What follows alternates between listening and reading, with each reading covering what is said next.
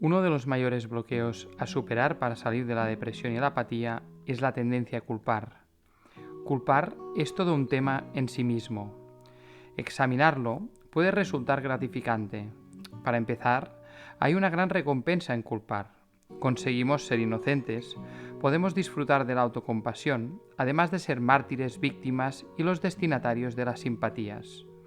Tal vez, la mayor recompensa de culpar es que conseguimos ser víctimas inocentes.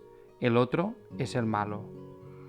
Vemos este juego constantemente en los medios de comunicación, en interminables representaciones dramatizadas de culpabilidad, con multitud de controversias, insultos, persecución a ciertos personajes y demandas.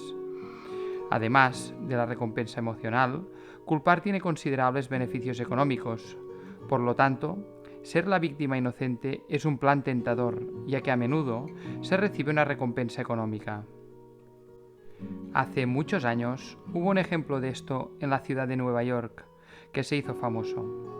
Se produjo un accidente en el transporte público. Las personas salieron por la puerta delantera del vehículo, se reunieron en un pequeño grupo y recopilaron sus nombres y direcciones para gestionar un futuro beneficio económico. Los espectadores rápidamente entendieron la situación y con discreción se subieron a la parte trasera del vehículo para salir por la delantera como heridos, víctimas inocentes. No habían sufrido el accidente, pero iban a recoger el premio. Culpar es la mayor excusa del mundo. Nos permite seguir siendo limitados y pequeños sin sentirnos culpables, pero tiene un coste, la pérdida de la libertad. Además, el papel de víctima conlleva percibirse como débil, vulnerable e indefenso, que son los principales componentes de la apatía y la depresión. El primer paso para dejar de culpar es ver que estamos eligiendo culpar. Otras personas, en similares circunstancias, han perdonado, olvidado y gestionado la misma situación de una manera totalmente diferente. Antes, hemos visto el caso de Viktor Frankl, que eligió perdonar a los guardias de la prisión nazi y vio un regalo oculto en su experiencia en los campos de concentración. Debido a que otros como Frankl eligieron no culpar, esta opción también está abierta para nosotros. Hemos de ser honestos y darnos cuenta de que culpamos porque elegimos culpar. Esta es la verdad, por más justificación que queramos hallar en las circunstancias. No es cuestión de buenos o malos, simplemente se trata de responsabilizarnos de nuestra propia conciencia. Es muy distinto ver que elegimos a creer que tenemos que culpar. En estas circunstancias, la mente suele pensar, bueno, si las otras personas o acontecimientos no tienen la culpa, entonces debo ser yo. Pero culpar a los demás o culparse a uno mismo es innecesario. La atracción de culpar surge en la primera infancia, como un hecho cotidiano en el aula, el patio de recreo o en casa con los hermanos. Culpar es el tema central de los interminables procesos judiciales y demandas característicos de nuestra sociedad. En realidad, culpar solo es otro de los programas negativos que hemos permitido que nuestra mente adquiera, porque nunca nos hemos parado a cuestionarlo. ¿Por qué algo siempre debe ser un fallo de alguien? ¿Por qué introducir el concepto de que hay algo malo en la situación? ¿Por qué debe uno de nosotros estar equivocado, ser malo o culpable? Lo que en un momento dado parecía una buena idea, pudo no haber salido bien. Eso es todo. Los acontecimientos desafortunados simplemente sucedieron. Para superar la necesidad de culpar, es necesario ver la satisfacción secreta y el placer que obtenemos de la autocompasión, el resentimiento, la ira y las excusas que nos damos a nosotros mismos, y empezar a entregar todas estas pequeñas recompensas. El propósito es pasar de ser una víctima de nuestros sentimientos a elegirlos. Si nos limitamos a reconocerlos y observarlos, comenzaremos a desarmarlos y a entregar las partes que los componen. Entonces estaremos ejerciendo una elección consciente. Así, hacemos un movimiento importante para salir de la ciénaga de la impotencia.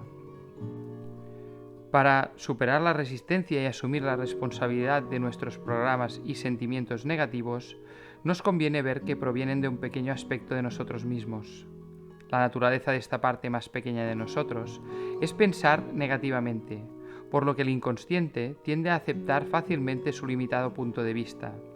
Pero esa no es la totalidad de nuestro ser.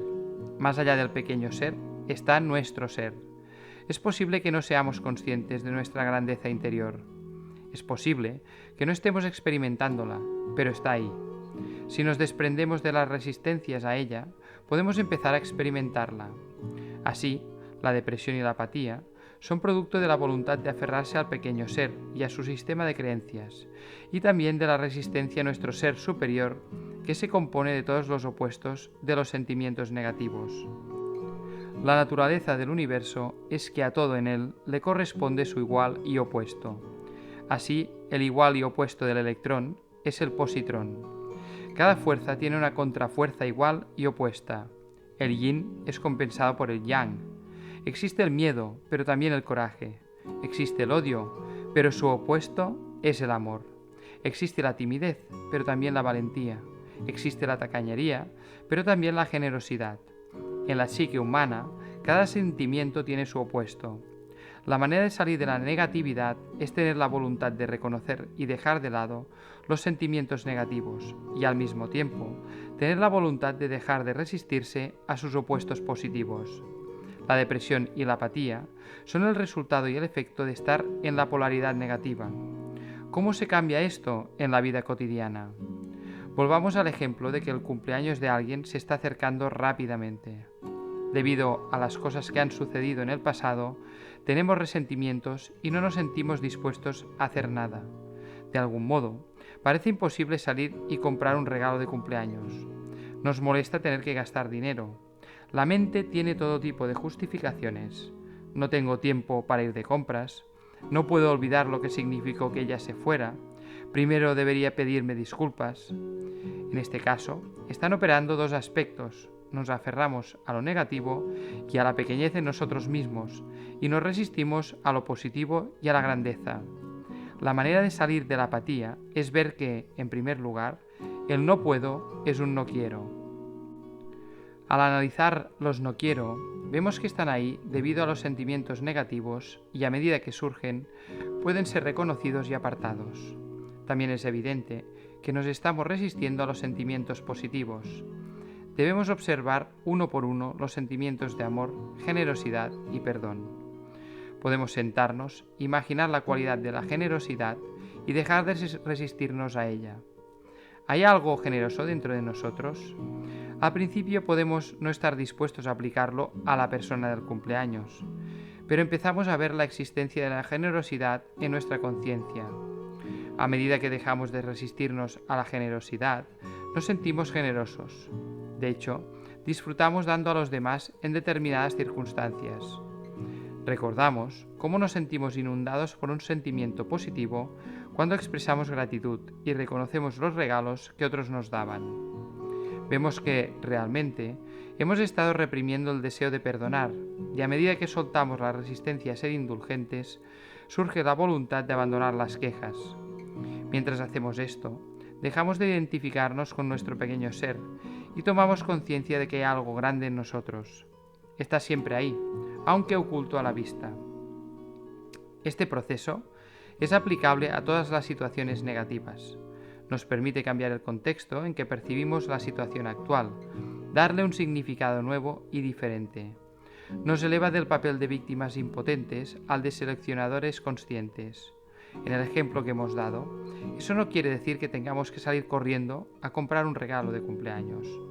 Lo que significa es que ahora somos conscientes de que podemos elegir. Tenemos una mayor libertad de acción y elección. Este es un estado de conciencia muy superior al de la víctima indefensa atrapada por un resentimiento pasado. Según una de las leyes de la conciencia, solo estamos sujetos a una creencia o pensamiento negativo si decimos conscientemente que es aplicable a nosotros. Somos libres de elegir no incorporar un sistema de creencias negativo. ¿Cómo funciona esto en la vida cotidiana? Tenemos un ejemplo común. El periódico informa que la tasa de desempleo se encuentra en su máximo histórico. El comentarista de las noticias del telediario afirma: no hay trabajo. En ese momento tenemos la libertad de rechazar o aceptar esa forma de pensamiento negativo. En su lugar podemos decir: el desempleo, no es aplicable a mí. Al negarnos a aceptar la creencia negativa, ya no controla nuestra vida. Según mi experiencia personal, durante los periodos de alto desempleo, como el que siguió a la Segunda Guerra Mundial, no tuve ningún problema para conseguir trabajo. De hecho, podía tener 2 o incluso 3 trabajos al mismo tiempo: lavaplatos, camarero, botones, taxista, barman, obrero, jardinero y limpiador de cristales. Esto fue consecuencia de un sistema de creencias que decía: el desempleo es aplicable a los demás, pero no a mí. Y donde hay una voluntad, hay un camino. También hubo una disposición a renunciar al orgullo a cambio de empleo. Otro ejemplo es el de los sistemas de creencias relacionados con las enfermedades epidémicas. Hace unos años, 14 personas relacionadas entre sí fueron observadas de cerca durante una epidemia de gripe. De las 14, 8 contrajeron la gripe, pero 6 no. Lo importante aquí no es que 8 personas contrajeran la gripe, sino que 6 no lo hicieron. En cualquier epidemia, hay personas que no se contagian. Hasta en lo peor de una depresión hay gente que se hace rica e incluso millonaria. La idea de la pobreza era contagiosa en aquellos días, pero de alguna manera esa gente no la incorporó, por lo que no fue aplicable a ella. Para que la negatividad sea aplicable a nuestra vida, primero debemos suscribirla y después darle la energía de nuestra creencia. Si tenemos el poder para manifestar la negatividad en nuestra vida, obviamente, nuestra mente también tiene el poder de hacer realidad su contrario. Y hasta aquí este fragmento del libro Dejar ir del Dr. David R. Hawkins, dedicado al culpar y cómo el culpar nos ata a nuestra pequeñez y no nos permite experimentar el ser que somos en nuestra plenitud. Espero, como siempre, que te sirva. Damos las gracias a nuestra iniciativa impulsora Equitació for Life. Yo soy la Lluvia Fina y nos vemos en la próxima. Un grandísimo abrazo.